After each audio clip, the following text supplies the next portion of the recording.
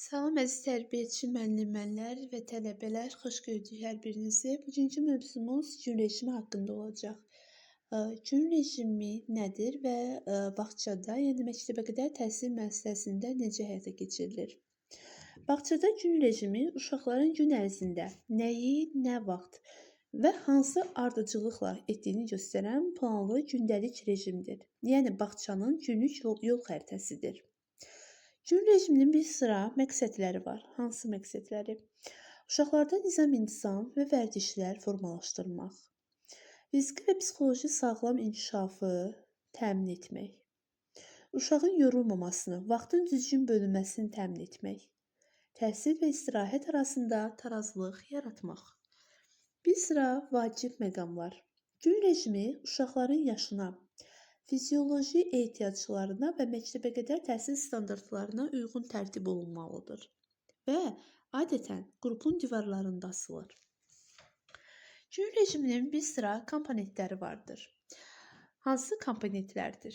Yuxu, açıq havada gəzinti, tədris məşğələləri, oyun fəaliyyəti və qida qəbulu.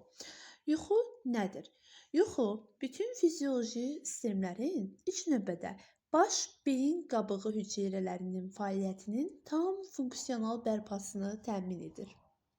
Yəni, müxtəlif yaşlı uşaqların yuxuya olan fizioloji tələbatı onların sinir sisteminin iş qabiliyyəti səviyyəsindən asılıdır. Bir dənə də bunu qeyd edin. Deməli, 1 yaşdan 1,5 yaşa qədər olan uşaqlar gündə 2 dəfə yatırlar. Yəni, ümumi yuxu müddəti 3 saat yarımdan az olmamalıdır. 1,5 yaşdan 3 yaşa qədər olan uşaqlar isə 1 dəfə yatırlar. Yəni, ümumi yuxu müddəti 3 saatdan az olmamalıdır. Deməli, 1,5 yaşdan, yəni 1 yaş 5 aylığından başlayaraq, 1 yaşdan başlayaraq 1 yaş 5 aylığına qədər gündə 2 dəfə yatırlar. 1,5-dən 3 yaşa qədər olan uşaqlar isə gündə 1 dəfə. Digər komponentimiz açıq havada gəzinti, yəni açıq havada qalma. Fəaliyyət prosesində orqanizmin funksional vəziyyətinin və iş qabiliyyətinin bərpası üçün ən səmərəli istirahət növüdür.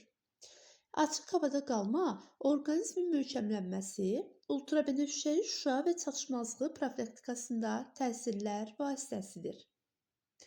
Daha sonra gəlir digər komponentimiz tədris məşğələləri.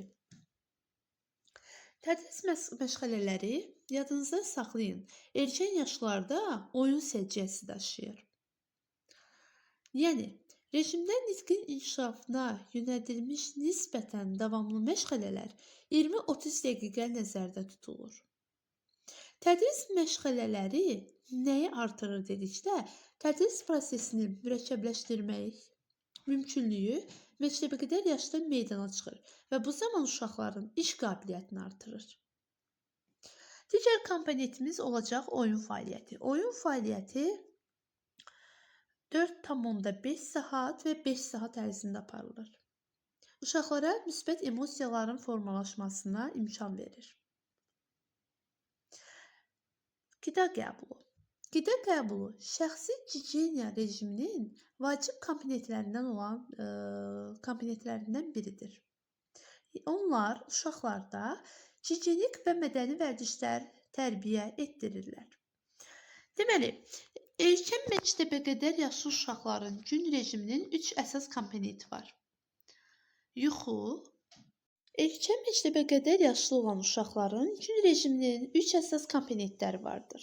Qidalanma, yuxu və ayıqlıq. Deməli, baxın əzizlərim, yadda saxlayın. 1 yaşa qədər olan uşaqlar üçün ən səmərəli ardıcıllıq yuxu, qidalanma və ayıqlıqdır. Ancaq böyük yaşda olan uşaqlarda isə yuxu, ayıqlıq, qidalanma şəklində olur. Bunu yadda saxlamaq üçün ən yaxşısı baş hərfini yadda saxlamaq sizin üçün daha rahat olar. Misal üçün, 1 yaşdan qədər olan Y-Q-A, yuxu, qidalanma, ayıqlıq. Böyük yaşlılarda isə Y-A-Q, yəni yuxu, ayıqlıq, qidalanma şəklindədir. Ayıqlıq dövrü müxtəlif oyunlar, sonralar isə böyüklərin rəhbərliyi ilə tədricən mürəkkəbləşən fəaliyyət üçün istifadə olunur. Ayıqlığın təşkilində sakit məşğələ və hərəkətlərin növbələşməsinə fikir vermək lazımdır. Məktəbdə yaşlı uşaqların gün rejiminin təşkil olunması. Rejim nədir? Rejim uşaqların qidalanmasında, yatmağında, durmağında, oynamasında, fəaliyyətin hər bir ardıcıllığının növbələşməsində düzgün şəkildə təmin olunmasıdır. Hər yaş qrupunun özünə uyğun rejimləri var.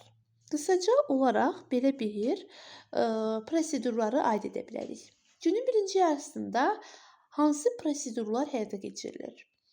Uşaqların qəbulu, səhər gimnastikası, qidalanma, tədris fəaliyyəti, gündüz gəzintisi, gündüz yuxusu. Bunlar. Digəri isə günün ikinci yarısında həyata keçirilən prosedurlardır. Uşaqların yuxudan oyadılması, duş qəbul olunması, qidalanma, yəni nahar yeməyi, müstəqil oyunlar, asudə vaxtın təşkil olunması, axşam gəzintisi və uşaqların evlərinə yola salınması. Bütün bu rejim prosedurları hansı tələblərə cavab verməlidir? Baxın əzizlərim, burada PDF-də həm 1-2 yaş, 2-3 yaş üçün, ümumiyyətcə yəni 3-4, 4-5 və 5-6 yaşlı uşaqlar üçün olan gün rejimi qeyd olunubdur. Yəni necə təşkil olunmağı. İndi isə əsas diqqət edəcəyimiz nüanslardan biri gün rejimi zamanı hansı pedaqoji tələblərə cavab verməlidir? Uşaqların yaş xüsusiyyətlərinə uyğun olmalıdır. Bayramlardan, tədbirlərdən asılı olmayaraq hər qrupda rejim il ərzində dəyişilməz olmalıdır. Bax, bunu xüsusi olaraq qeyd edin ki, rejimi il ərzində dəyişmək olmaz. Yay rejimində uşaqların vaxtı daha çox açıq havada keçirilməlidir. Bəli, hava ilə əlaqədar olaraq açıq havada keçirilməsi daha məqsədə uyğundur. Rejim dəqiq olmalıdır, ardıcıl yerinə yetirilməlidir, ciddi şəkildə izlənilməlidir, uşaqlar fəaliyyətsiz qalmamalıdır. Hər bir rejim anı uşağı tərbiyələndirmək üçün bir vasitə rolu oynamalıdır. Bunların hər biri gün rejiminin prosedurlarında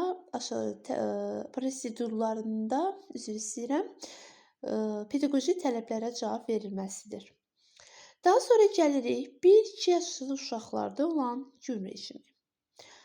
Uşaqların birinci ilin sonuna qədər gəzməyə, danışmağa və əşyalarla hərəkət etməyə başlayırlar. Bu göstəricilər onların ikinci ildəki inkişafını müəyyən edir. Əlverişli şəraitdə 2 yaşlı uşağın çəkisi hər ayda 170-190 qram, boyu isə 1 santimetrə çatır.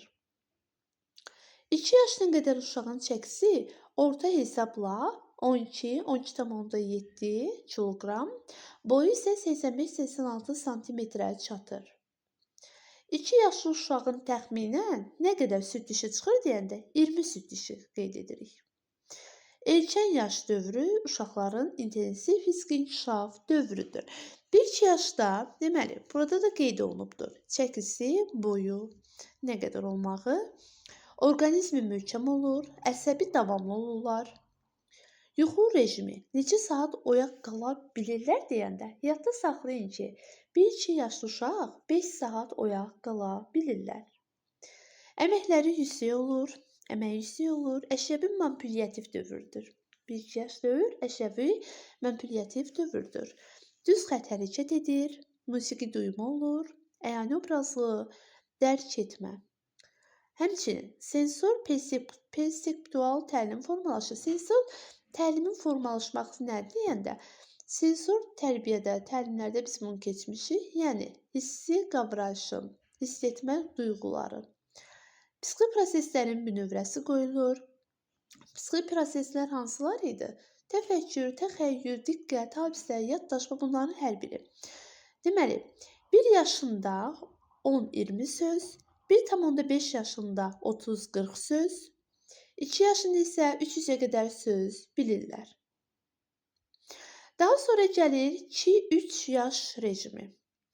Bu yaş dövründə fiziki inkişaf intensiv sürətlə davam edir. Yəni 3-cü ilin axırına qədər uşağın çəkisi orta hesabla 2 kiloqram, boyu isə 7-8 sm artaraq çəkisi təxminən 15 kiloqrama çatır. Boyu isə 95-96 sm. Və bunu yadda saxlayın ki, 2-3 yaş rejimində döş qəfəsinin dairəsi də qeyd olunur. 52 sm-ə çatır. Deməli, 1-2 yaşda uşağın çəkisi 12-12,7 olurdusa, 2-3 yaşda uşağın çəkisi 15 kiloqrama qədər çatır. 1-2 yaşda boy 85-86 sm, 2-3 yaşda isə 95-96 sm-ə çatır. 2-3 yaşda fiziki inkişafda harmonik balanslaşma olur. Ümumi hərəkətlər daha da təkmilləşir. Yəni, yaşlar artdıqca hərəkətlərdə təkmilləşmə daha çox olur da. Yəni, primitiv dillə desək. Cızma qarıya ad verirlər. Əyani praktik dərk etmə olur. Çoxlu suallar verirlər. Rabitəli danışa bilirlər. Musiqi oxumağa başlayırlar. Musiqiləri tanıya bilirlər. Sensor inkişaf davam edir. Baxın, əzizlərim, sensor inkişafın davam etməyi 2-3 yaşındadır. Sensor perspektual təlimin formalaşmağa başlamağı isə 1-2 yaşındaydı. Sonra 1200-1500-ə yaxın söz ehtiyatı olur. Daha sonra gəlir 3-4 yaşın gün rejimi. Həyatının 4-cü ilində uşağın fiziki inkişafı sürətlənir. İl ərzində uşağın çəkisi 1,5-2 kiloqrama qədər, boyu isə 5-7 sm artır.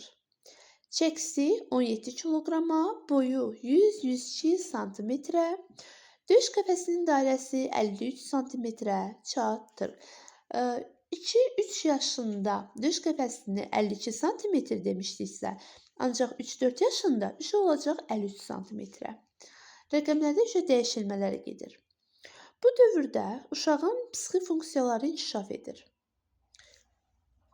Bir də yadda saxlayın, 3-4 yaşda baş-beyin quruluşu və funksiyaları intensiv şəkildə inkişaf etməyə başlayır. Daha sonra oyundur, rəsmdir, quraşdırma fəaliyyətidir. Bunlara uyğun hərəkət etməyə təşəbbüs göstərmə 3-4 yaşında olur. Daha sonra süjetli rollu oyunlara uşaqların meylləri artır. Əyani obrazlı təfəkkür, tənqidi təfəkkür inkişaf edir. Deməli, hansı təfəkkür 3-4 yaşda inkişaf edir dedikdə, yadda saxlayın ki, əyani obrazlı təfəkkür və tənqidi təfəkkür. Açıq sözlü olurlar, sözə baxanlıq edirlər, o da 1 dəqiqədən artıq yox. Və süjetli rollu oyunlar, biraz əvvəl dediyim kimi, oyunlara olan meyli daha da çox artmağa başlayır. Gün rejimində 4-5 yaşın xüsusiyyətləri. 5 yaşda uşağın çəkisi 15-20 kiloqrama, boyu isə 108-110 sm, döş qəfəsinin dairəsi isə 54 sm çatır. Baxın əzizlərim, 1-2 yaşda 2-3, 3-4 fərqi yoxdur. Hər yaş artdıqca həm boyda, həm çəkdə, həm döş qəfəsinin dairəsində genişlənmə olur, artım olur. Bunların hər birini cədvəl şəklində qoyub özünüz yazsaz daha yaxşı yadınızda qalacaq. 4-5 yaşda olan uşağın beyninin çəkisi böyüklərin beyninin çəkisinin 90%-ni təşkil edir. Beyin yarımkürəsinin qabığının funksiyası təkmilləşir. Qabıqaltı mərkəzləri uşaqların davranışına təsiri az olur. Uşağın psixi inkişafında başlıca dəyişikliklər öz hərəkətlərini planlaşdırmaq qabiliyyətini əvvəlcədən düşünülmüş hərəkətləri həyata keçirməkdir. Yəni, uşaqlar daha çox düşünərək hərəkət etməyə başlayırlar. Hansı xüsusiyyətləri vardır? Hansı oyunlar formalaşır? 3-4 yaşda rollu süjetli oyun dediksə, 4-5 yaşda isə qaydalı oyundur, didaktik, mütəhərrik və bu oyunlar daha da çox formalaşmağa başlayır. 3-4 yaşda tənqidi təfəkkür, ə, tənqidi təfəkkürü daha ön plana çıxardıqsa və əyan obrazı təfəkkürü, 3-4-də əyan obrazı və tənqid təfəkkürü. Ancaq 4-5 yaşda isə yaradıcı təfəkkürə keçid başlayır. Yəni daha çox özləri yaratmağa başlayırlar. Özlərini daha cəsarətli hiss edirlər, böyüklərin diqqətinə qarşı daha məsuliyyətli olurlar. Daha sonra həddən artıq ümumiləşdirmə hansı yaşda gedir dedikdə 4-5 yaşı qeyd edəcəksiniz. Və böyük və kiçik motor bacarıqları inkişaf etməyə başlayır. Daha sonra gəlir 5-6 yaş gün rejimi. Həyatının 6-cı ilində uşaqların fiziki inkişafında çox mühüm dəyişikliklər baş verir. Çəkisi təxminən 200 qram, boyu isə 0,5 sm artır. Bədənin mütənasibliyində ciddi dəyişikliklər baş verir. Onun boyu, yəni 5-6 yaşdan söhbət gedir, 115-116 sm, çəkisi isə 21,5-22 kiloqrama çatır. Döş qəfəsinin dairəsi isə 55, 56, 57 sm ola bilər. Baş beyin qabığının, uşağın davranışının formalaşmasında baş beyin qabığının rolu, yadda saxlayın ki, 5-6 yaşda rolu çox böyükdür. 5-6 yaşda həmrəyliyin bünövrəsi qoyulur. Qalib gəlmək istəyirlər hər hansı bir oyunda, yaxud nədəsə.